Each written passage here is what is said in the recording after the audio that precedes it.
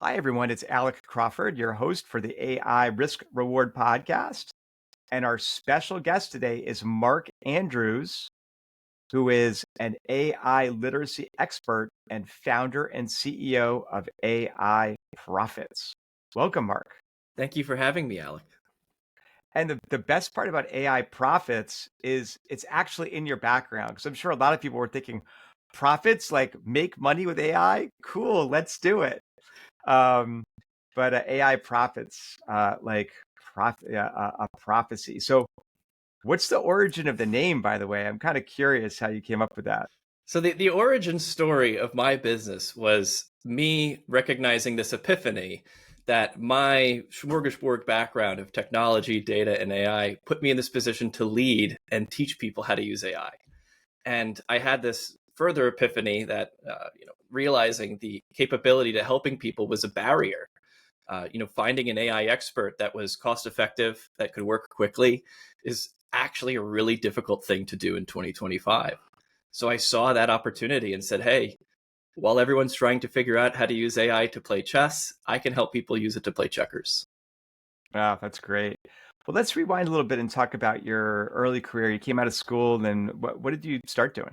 Right out of school, I started going into finance. I went to Bryant University. I played 4 years of baseball there and had a really great time and wanted to foray that competitive atmosphere into what I thought would be a good position in finance. And I went into insurance sales, became a registered investment advisor, and I did that for Hmm. 4 years before I kind of had this epiphany that a lot of the market, a lot of the things that could help me grow were out of my control. So I actually left that industry entirely and taught myself about digital marketing and took an entry level sales and marketing role about 11 years ago or so. Wow, that's a pretty big shift. Did you have a mentor, anyone kind of guiding you in that shift at all, or?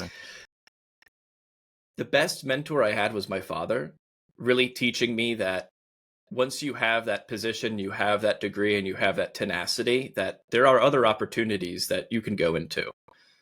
And he really helped me see that people can be flexible and people can learn and people can adapt. And that's really what helped me unlock those opportunities. Yeah, that's definitely been my strength in my career is keep adapting. Like the world is not the same as 10 years ago, or the classic one is you never step in the same river twice, right? It's so Like if you're a funny. fisherman. Yeah. I was talking to one of my friends and we were talking about how back in school many years ago, you used to get classes to learn how to use a mouse or to type on a keyboard. It's like the skills have changed so much. Yeah, absolutely. Yeah, so you mentioned earlier that you read one of my favorite books and favorite authors, Moneyball, in fourth grade, and it changed your life. So just pitch the audience on the book and tell us how it impacted you. So Moneyball is a really remarkable story, and it's a story about pushing through change in a difficult atmosphere and time. Something that we're all doing, or we have done, or will be doing eventually. And what I started to realize is that growing up in the 90s, watching baseball, what we like to call the steroid era, it was so entertaining. Every single night I was watching games. There was that race between Sammy Sosa, Ken Griffey Jr., Mark McGuire. And what I started to realize was that baseball was going through this change. As a child, it was all I knew. But my father and my brother used to say, baseball wasn't always like this. Things are different. There's the small ball aspects. It's not always about hitting these big home runs. It's much more intricate than that. And my father bought me Moneyball, and I was able to read it and kind of get through it with difficulties at a younger age. But then I started to realize that this character, Billy Bean, was essentially an entrepreneur across the whole landscape of baseball. And he kind of observed and saw data and was able to make decisions that then completely changed how it was perceived. So I had thought that that was so cool, being able to use data to help you get better at something. And what I started to use was kind of data to help me understand how I could become better at baseball. So I would buy books about pitching. I would buy kind of training lessons from local amateur, ex-professional baseball players to learn from them. And I started to recognize that there's so much data out there. It's just how you look at it that really dictates what it means to you. Yeah, well, that's awesome. I mean, it's a super cool book because it's basically about, instead of going from your gut, like, hey, that baseball player looks really good. It's look at the numbers, right? And I think being a data-driven organization is, number one, super important for everybody, and number two, becoming easier. And that now, obviously, you can use AI to help you with that. It can really help democratize data, so to speak. Talking about walk before you run, or learn to play checkers before chess, right?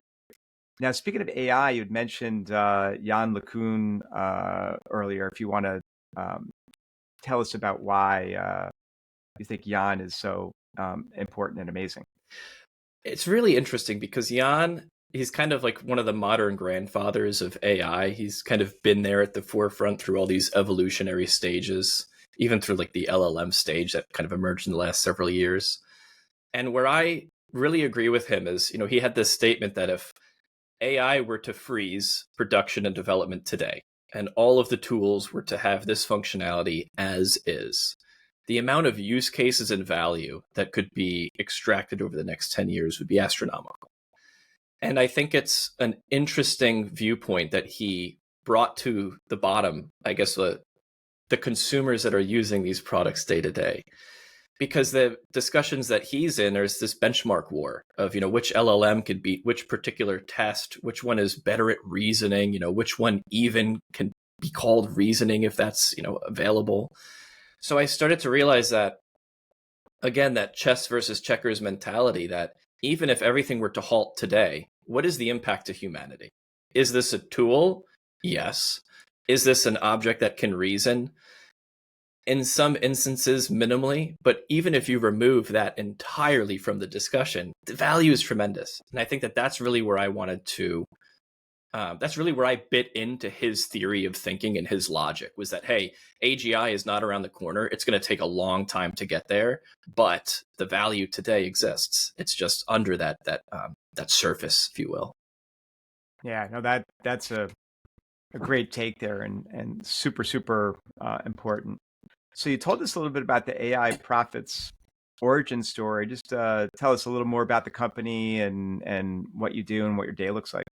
Absolutely. So I have a very interesting process, Alec, and it's non-traditional. Maybe it's a little bit millennial focus of a sales process, but I like to start off with saying AI can do almost anything you can think about. At work, you need to really think about how it can help you as a tool.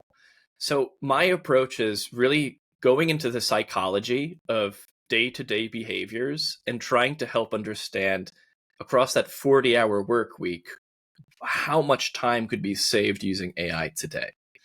And once you get into those discussions, a lot of it has to do with access to data, proactive or reactive data decisions, either weekly or monthly cadences for a certain deliverable, weekly reporting, something like that.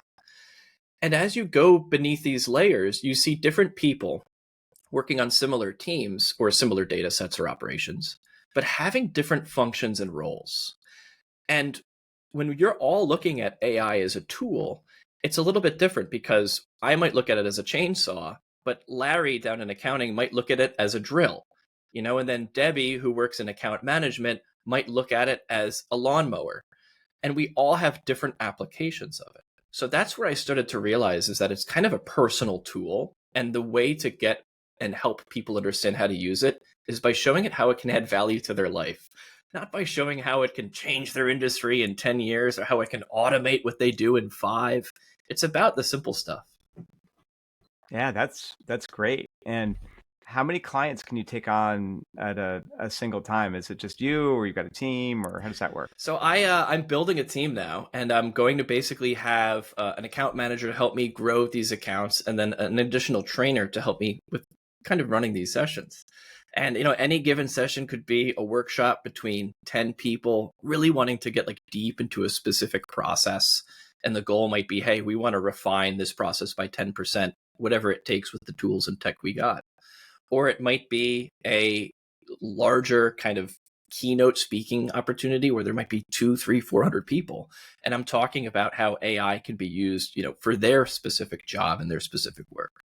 But you really need to get into those details, because the proof of concept, seeing is believing. It's really like, I need to be able to, I want to be able to guarantee that I can add value to someone by helping them use AI, not by just showing them what it can do. Yeah, totally makes sense. And then, well, let's talk a little bit about data, right? Like, because when I talk to companies that are onboarding AI, one of the big excuses you will get is, "Oh my God, our data is a disaster. We just have to fix that first. Like, well, we're not even going to think about using any AI anywhere at this company until we fix our data." Right? Do you hear that a lot? I hear that a lot, yeah. I think it's a bit of a common misconception. I think that that's the opinion of a top-down approach into data and machine learning that has that underlying requirement of needing clean data to build or attach a supplement to a process or product. I think the bottom-up approach is Copilot licenses, ChatGPT, and it's almost that difference of opinion between, you need an AI strategy. Well, we don't have clean data. Well, great, let's go hire a consulting agency and spend 6 to 8 months cleaning the data and going through it. Well, that's not going to give you any ROI. I think a lot of the difficulty is actionability. Even if you have the cleanest, most actionable, wonderful data, what are you going to do with it 1 year out, 2 year out, 3 year out? Versus the tooling of the democratization of a tool like ChatGPT, where it's more of a, I guess, an individual contributor aspect to it, not just an investment that comes from a chunk of money into a particular approach. Yeah. Give us some of the top use cases you've seen that are not obvious or really rely on internal corporate information as opposed to just go to ChatGPT and type something in. Yeah, that's a really good question. So what I like to call it is, once companies officially have all of their data attached to an LLM, that foundation underneath the surface, they're now kind of giving themselves a gold mine to go into. So how I coach people is using internal data as kind of a primary source, because that's the most important, most accurate, most foundational data that you want to prioritize to build upon. And by using that, you can curate groups of documents or sections of documents to then have as that kind of foundation of best practices. But how people supplement those with external sources, with external information, is really where it comes to life. Because now they're acting as that consultative role of saying, hey, I'm going to go into your data and I'm going to actually show you how it's applicable above and beyond where we're at today. And it's kind of helping generate those neural connections to help people see that opportunity. So the data, it's almost the data and the AI strategy are one. They're so dependent on each other, but AI doesn't need to be dependent on data as much if you're looking at it as a tool for operational and procedural optimization. If you're looking to build out a complex agentic network where you're overwriting data and overwriting files, that's where it starts to get like really, really risky, and where, you want to kind of really analyze the risk and the reward of that exact scenario, because it could be massive and they don't necessarily know that. Yeah, and I totally agree with that. I think it's pick the low-hanging fruit first, be super careful about writing data with AI. It's more about giving insights to people first. And look, I think and we talked about this before, I think organizations can go too deep into AI without understanding it or finding ROI. So talk a little bit about that. Yeah, that's a tricky part. So I could tell you a good story about that.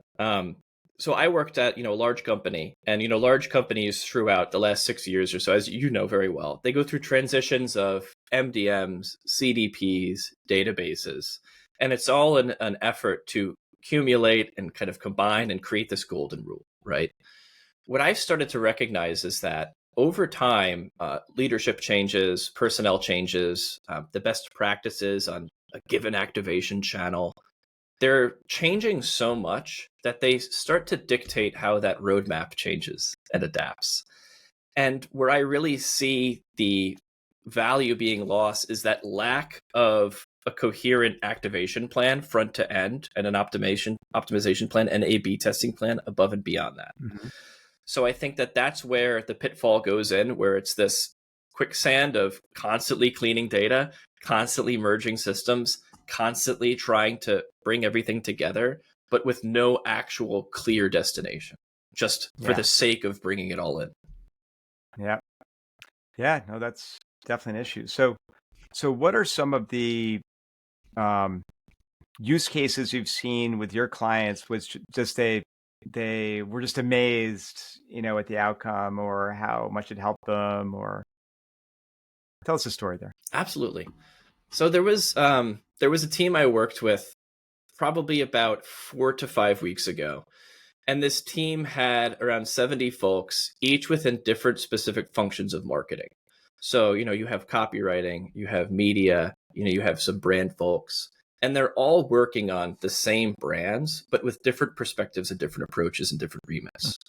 So in this particular session, what we did was we created a source file of the most important information of the brand, the legal documents, the verbiage that could only be approved and had to be referred to for copy, had to be sent to influencers. This was kind of the bottleneck that dictated a lot of the work that they did was this one document. So what we were able to do is bring that in and bring in a strategy document and essentially train the team on how to use these two documents in cohesion via advanced prompting so that they can better brainstorm, share information, drive innovative ideas forward, and kind of do it in a realistic way. I think the important part about that is when you're using your own data, the LLMs actually talk to you differently. They don't look at you as like a generic user who hasn't given that robust background. You're able to give them that persona and that foundation, and it's a really different output than you would normally expect. So I think that that's going to be the next stage, Alec, is understanding how organizations can essentially bring their data, use it as different sources, and segment it as opposed to just prompting into the void. Yeah, no, that sounds super cool. I'm definitely aligned with that. And what's your philosophy about constructing kind of the initial prompt or the meta prompt before the user actually starts asking questions? Is that something you focus on, or? Yeah, I there's a couple of methodologies with like how to craft the best prompt, if you will.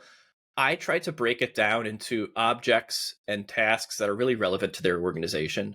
So analysts, for instance, are in data preparation tasks, data visualization tasks, and simplifying those trends for their managers and whatnot.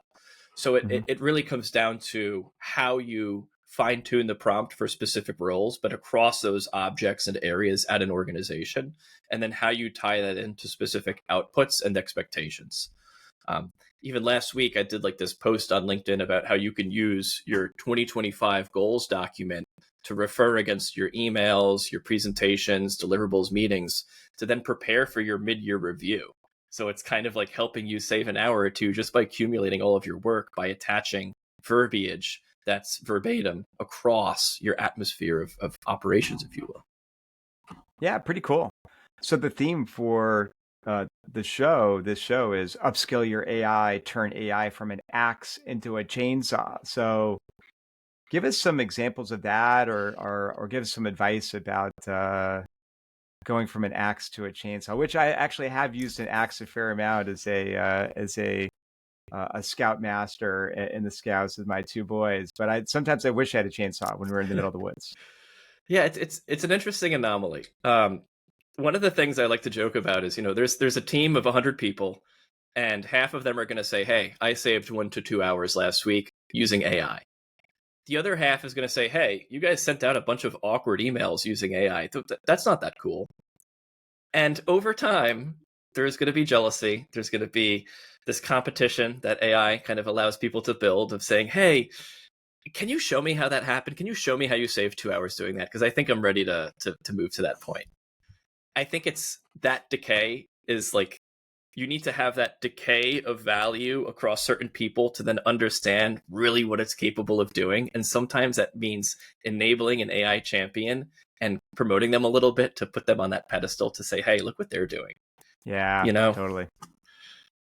That makes a lot of sense. And in terms of advice, right? So got tons of people going to school right now. They're coming out of school. Maybe they're with computer science degrees, maybe with marketing degrees. AI is everywhere. Schools went from a couple years ago to like, oh, using AI is cheating, to embracing AI, as companies went to the schools and said, no, no, no, we need your graduates to come in here and show us what to do with AI, not ban it, right? So I think that shift has happened. But yet, a lot of graduates, at least ones that I know, are having a tough time kind of getting a job coming out of school right now, right? Because many companies are like, before we hire someone, prove to me that you can't do that with AI first, right? And the most vulnerable people to that are obviously the new hires or new graduates. So, any advice to people in school right now? What should they study? What should they do? So when they come out, they're ready to rock and they can get that first key job. That's a really good question, Alec. And I talked to a lot of recent and soon to be grads from Syracuse. I went to school there to get my data science degree, and I'm still part of that network Mm-hmm. and can help some of those new graduates come through. And it is a really difficult area, not an area that I would want to be coming out of school with. And you look at some organization or some educational areas are saying, oh, we don't want to train them how to use AI. We don't want them to use AI. But I actually think it's the inverse. If you're going into a market where this is one of the most competitive tools that helps you do what you do, I would argue that you should be learning to use AI and understanding how it works more so than anyone else.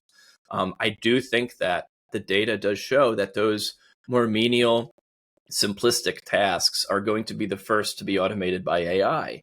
And when you peel back those layers even further, Alec, I mean, you're looking at a societal bias that is pitched against large amounts of people just because of how they are and the roles that they're commonly in. And it's kind of even a more abstract view of how AI could actually negatively impact people in society as a whole. So I think the more you can learn, the more you can harness the power, the better. Because when it comes to push comes to shove, if someone knows how to use AI and you don't, that's going to be putting them in a position to be more advantageous and efficient for identifying growth areas for future business. Yeah, that totally makes sense. And shifting gears, because I'm sure you talk to a lot of people in the C-suite for your clients. So first meeting, one-to-one with the CEO, and the CEO says, Mark, I just don't even know where to start, with AI. Our data's in good shape, but like tell me what to do. What's your advice to that CEO? What I say is, start making a scorecard. This is a tool that can be observed at a high level of detail. It's a tool that people are excited to talk about and are willing to give information about. And by putting together a scorecard, you could really see if people are using this tool. I think the CEO, the CTO approach is more so looking at it as just like another like cost center, like a tech app or like another, thing that you need to get every employee. So I think when you can show them the scorecard and show that, hey, this is actually like a massive value adder, but it needs a couple of steps to get to that point. I think the next step of it is, hey, this has been out for 2 years. Everyone's probably seen at least one video or had one tutorial in AI. And it's not something that you could just learn overnight via video. Going back to that chainsaw, I wouldn't go to YouTube to learn how to use a chainsaw and then just gleefully go out there and start chopping down trees. It's that powerful. So I think that that's how Right. I think CEOs and CTOs can look at it as a tool. I remove reasoning completely from the conversation just because that muddies the waters always. Yeah, that's great advice. Well, we're going to shift gears and talk a little bit about um, AI philosophy and ethics. So tell me a little bit about what you're concerned in terms of, AI ethics as you see it. It could be the corporate level, it could be something else, and not necessarily just today, but over the next few years. It's a really difficult thing to understand because of how abstract it is. It changes every month, it changes every 2 months. I think that the biggest societal concerns are going to be coming down to how it impacts humanity and how it impacts employment. I think that this is a tool that is really scaring a lot of people. I was in a session 2 weeks ago and they brought in an N8N trainer before me and was basically teaching people how to automate their own jobs. And I think that there's so much uncertainty and so much complexity in this world that I think that that's the risk, is people not learning and understanding how this works and what it does.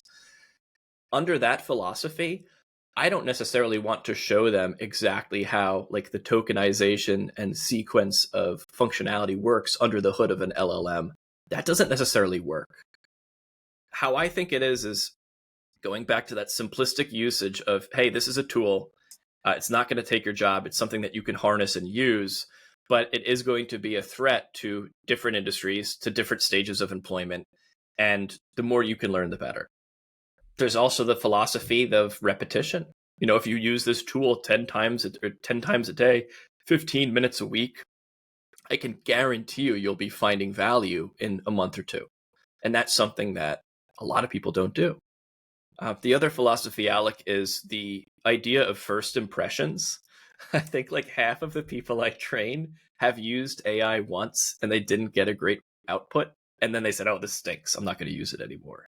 Like a lot of people. Wow. The vast majority.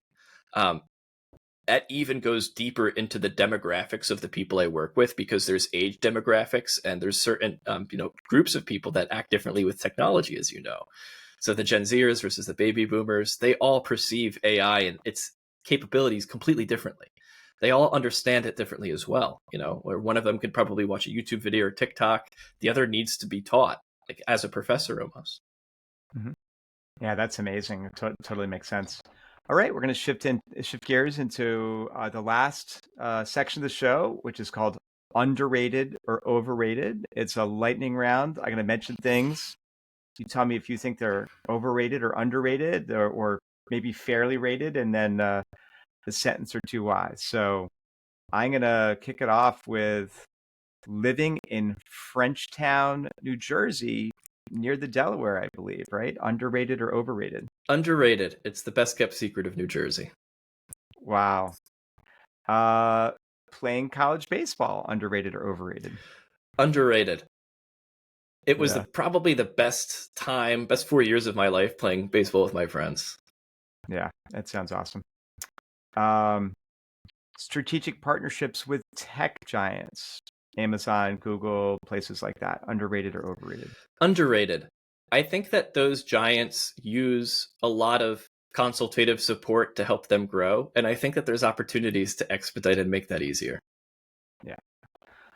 The TV show It's Always Sunny in Philadelphia, which I believe started starring Dana DeVito in the second season. I have no idea what season they're on now. It's something ridiculous, like in the 20s, but underrated or overrated? Underrated. The most underrated TV show of all time. Yeah. And by the way, you could never make most of those episodes today, like just so politically incorrect. I was thinking that. Yeah. AI's role in saving money in healthcare in the future, underrated or overrated? Criminally underrated. Even just finding an easier place to order your products from for insurance, miraculous. Yeah. Yeah, I think one of the issues there is a lot of insurance companies operate intentionally in a way that's tough to get your claims in there. So if AI makes it easier, it's going to change their business model. So watch out. Marketing tech capabilities of AI, underrated or overrated? I would say underrated. It's a difficult one because the text to image, text to video is so cool and it's happening so quickly, but really big brands are still very hesitant to bite into that for many reasons, and it makes sense. Yeah. Importance of soft skills in technology roles, underrated or overrated? The most underrated skill for technology today, and I always talk about how to really drive change with tech, you need to focus on empathy and working with humans. It's that human first approach. Yeah, totally. The cultural shift towards remote work, underrated or overrated? Oh, underrated. I'm definitely biased as a millennial. I had a difficult time with that shift as someone who was in the office 5 days a week. So coming home during COVID, I was able to learn about how to compartmentalize all my work, and I made it a superpower. And then when they brought us back to the office, I was upset. But now that I'm an entrepreneur, I'm pretty happy. Yeah. AI ethics and the importance of AI ethics and regulation, underrated or overrated? Underrated. I think at a societal level, I think they're very underrated. I think the recent news this week from Anthropic winning that that lawsuit from training on all of those books and those materials, I think that's indicative of what's going to come next. Yeah. Yeah, and it's interesting how EU versus the US are maybe not diametrically opposed, but they're certainly going in very different directions. Yeah. And then finally, the baseball movie, Field of Dreams, underrated or overrated? Underrated. Best baseball movie of all time. Yeah, awesome. Well, look, this has been a lot of fun, Mark. This has been Mark Andrews, AI literacy expert and founder and CEO of AI Profits. Mark, thanks for coming on the show. Alec, thanks for having me. It was such a blast. Awesome. Thank you.